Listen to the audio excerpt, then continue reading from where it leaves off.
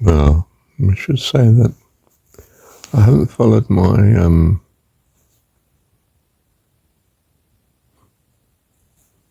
advice of the last recording.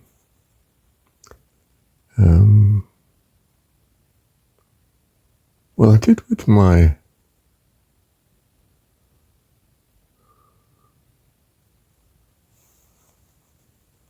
second son, who was still a child. He was only about 11 when my second wife left. And, well, I said, look, he's got two completely different lifestyles of being brought up. Either he should have yours or mine. And, well, it's up to him, really. What do you want, love? And he wanted to stay with Mum by the looks of it. I gave him an open door. He could come whenever he wanted, but he couldn't stay the night.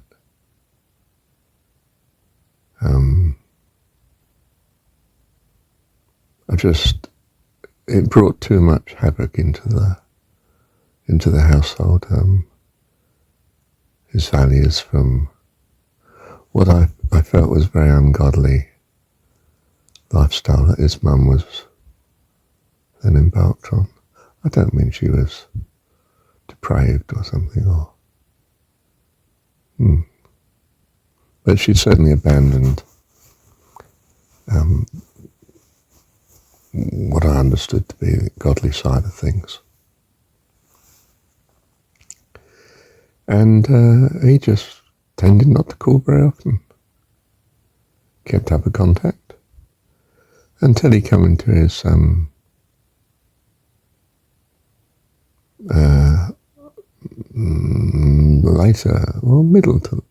later teenage, older school.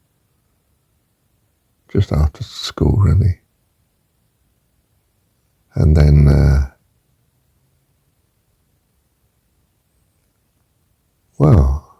he rescued me. As regards accommodation, I stayed with him for 5 years, him and his girlfriend, partner. And what a blessing he was. And I did all my best to be a blessing to him too, because I used to give him a lift to work and from work each day.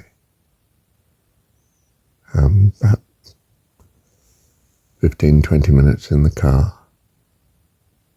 talking. I never had the radio on. We talked. And he got to know very well, he knew already my way of life, so to speak.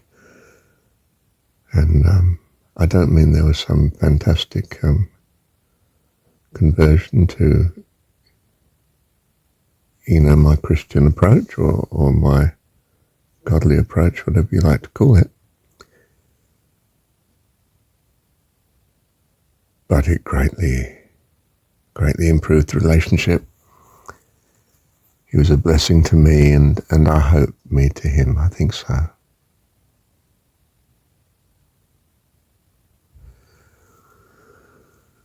In the third case, the child was much younger. I was concerned that she didn't lose her dad.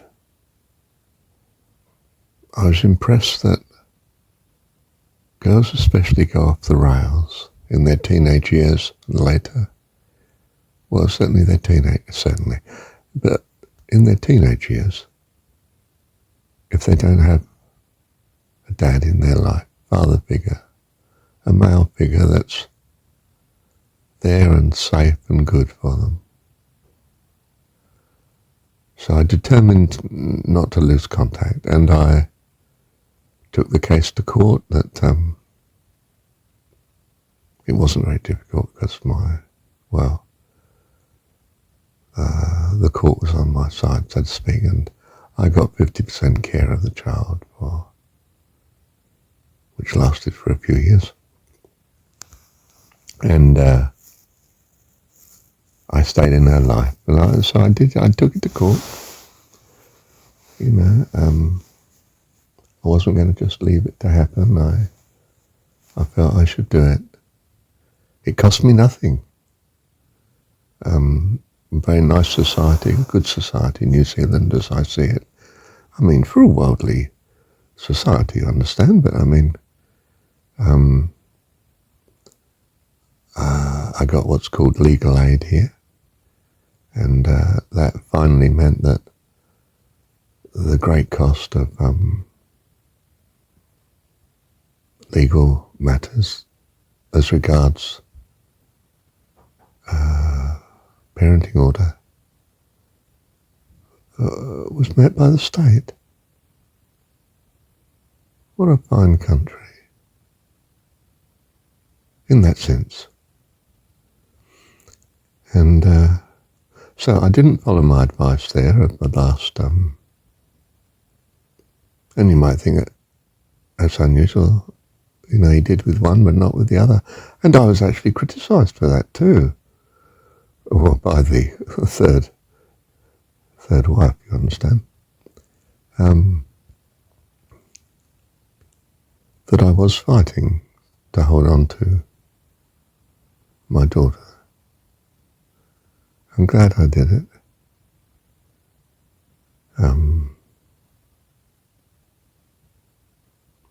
Yeah. I've stayed in her life. A bit of a legal battle. So, you know, don't take my teaching as gospel or something, will you? Weigh it in your own. What matters is your God, you see? You follow what you understand to be right, and you can trust him to do the rest. That's my hope, my strategy, my belief. Perhaps it's yours, perhaps it isn't. From my point of view, I'm happy that God will understand. You're his child, and he's leading you in paths may not seem too righteous to others, but to put it mildly, he knows what he's doing. And we trust him. I trust him. Trust is a major part of my view of God, and it may well be a major part of yours too. Bless you. But if it isn't, still you are blessed, because you are a child of God from my point of view, and he loves you. And that is my hope and trust for you. What's your hope and trust? Follow it with all your heart and trust that,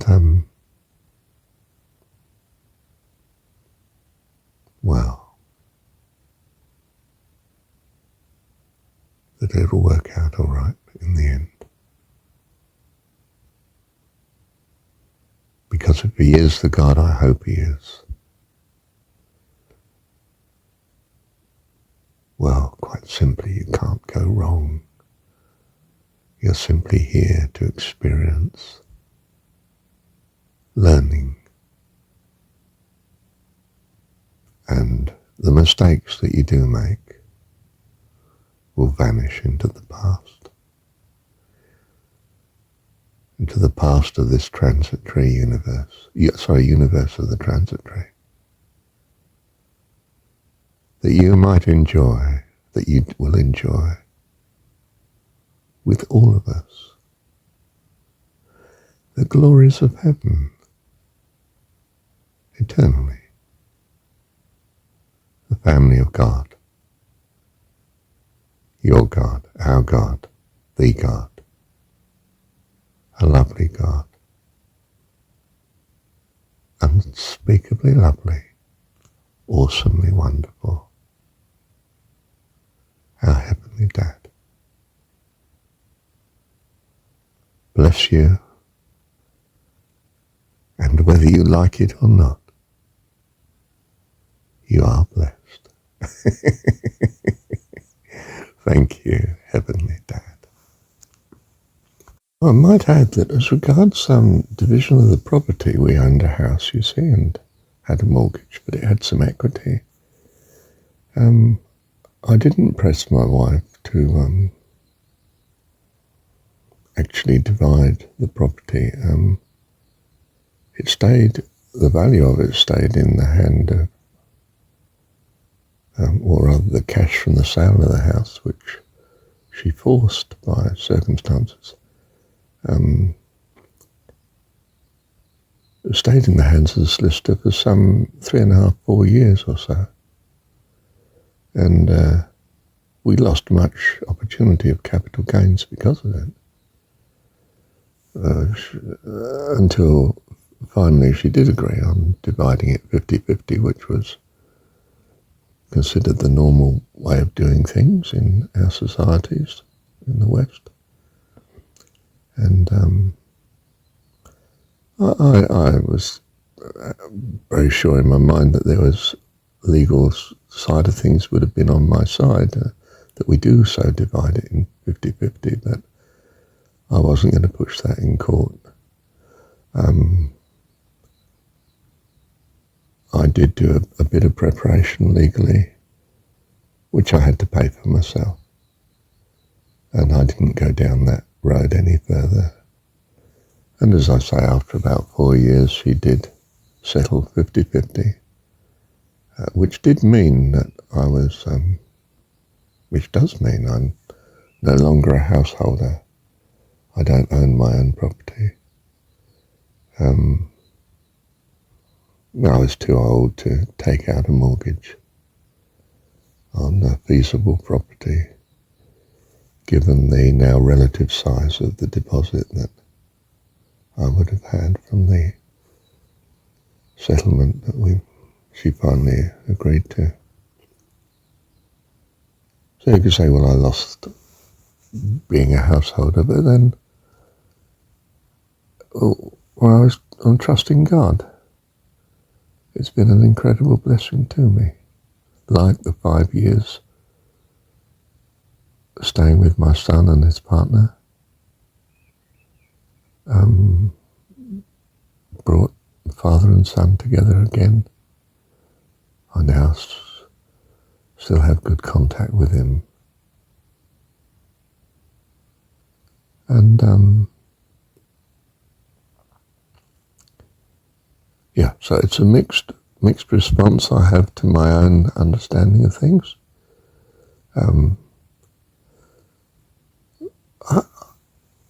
I don't think you'd find it, but I would, in a sense, commend to you a book by a man called Lecturer Fish, Fish, can't remember his other name. And it's on,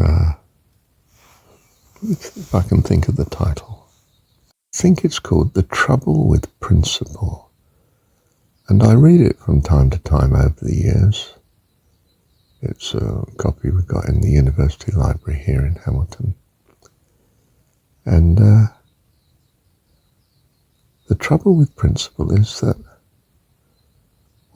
it's not to be stuck to. We are far more pragmatic than simply slavishly following principle.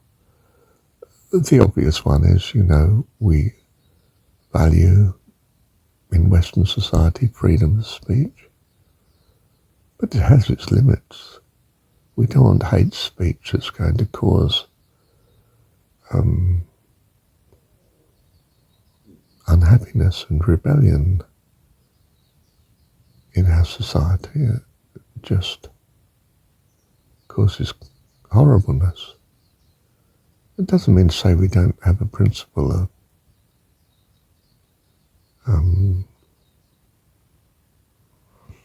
freedom of speech. Just that it has to have bounds. It's not to be worshipped as a rule that cannot be broken. There are other rules that take priority, one of which is,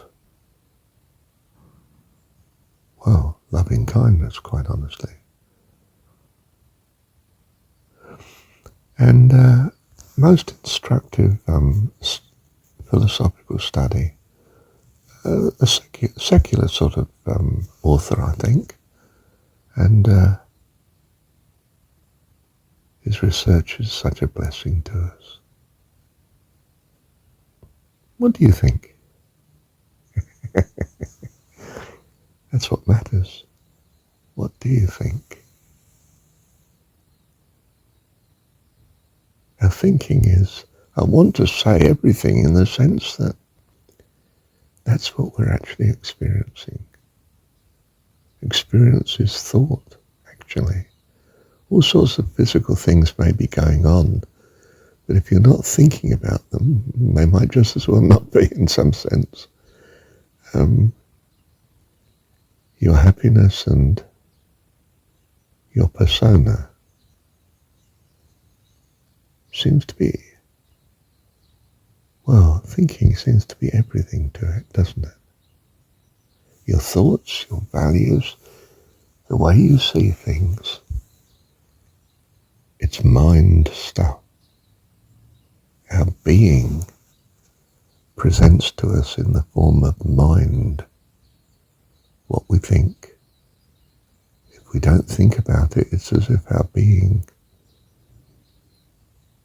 is not that.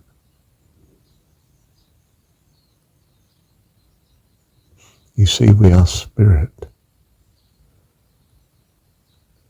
Yes, we have a materialistic body, and we do things with it, if you like. We exercise, we act. But the whole of our experience of such is in terms of thought.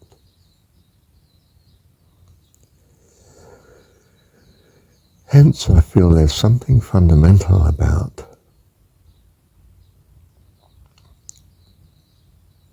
what we truly are as spirit. Not material at all. And our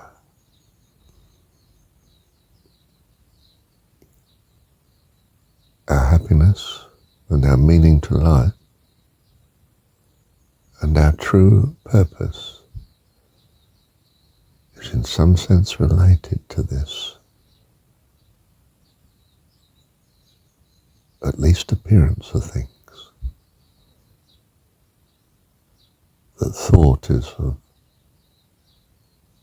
the essence of our being, at least as regards appearance in this phenomenal world.